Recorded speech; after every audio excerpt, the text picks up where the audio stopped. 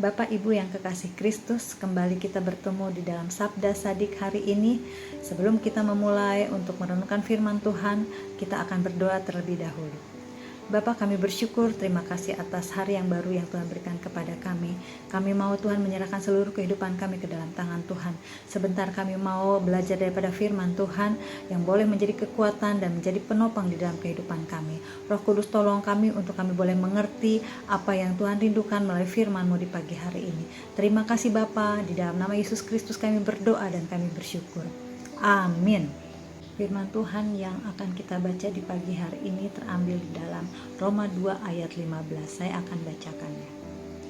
Roma 2 ayat 15. Sebab dengan itu mereka menunjukkan bahwa isi hukum Taurat ada tertulis di dalam hati mereka, dan suara hati mereka turut bersaksi, dan pikiran mereka saling menuduh atau saling membela. Kita mau belajar tentang dunia yang rusak. Ketika manusia jatuh di dalam dosa, manusia menjadi rusak.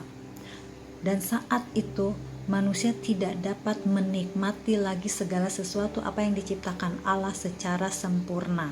Ketika manusia berdosa terhadap penciptanya, segala sesuatu menjadi rusak. Bahkan dunia ini menjadi rusak.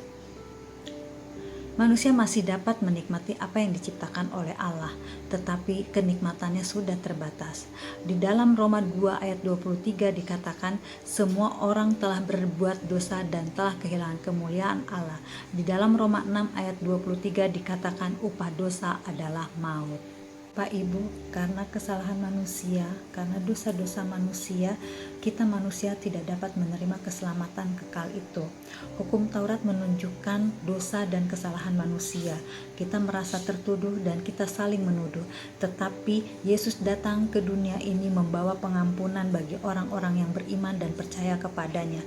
Di dalam Yohanes 3 ayat 16 dikatakan, karena begitu besar kasih Allah akan dunia ini, sehingga Dia mengaruniakan anaknya yang tunggal. Barang siapa yang percaya kepadanya tidak akan binasa, melainkan beroleh hidup yang kekal.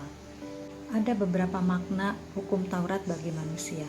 1. Untuk menunjukkan kepada manusia bahwa dosa dan pelanggaran yang dilakukan oleh manusia merupakan sebuah pelanggaran seperti yang tertulis di dalam Roma 5 ayat 13. Menunjukkan kepada manusia bahwa manusia tidak dapat menaati seluruh perintah Allah seperti tercantum di dalam Galatia 3 ayat 10. Hukum Taurat menyatakan kepada manusia bahwa untuk menerima keselamatan yang kekal tidak cukup hanya dengan perbuatan baik saja.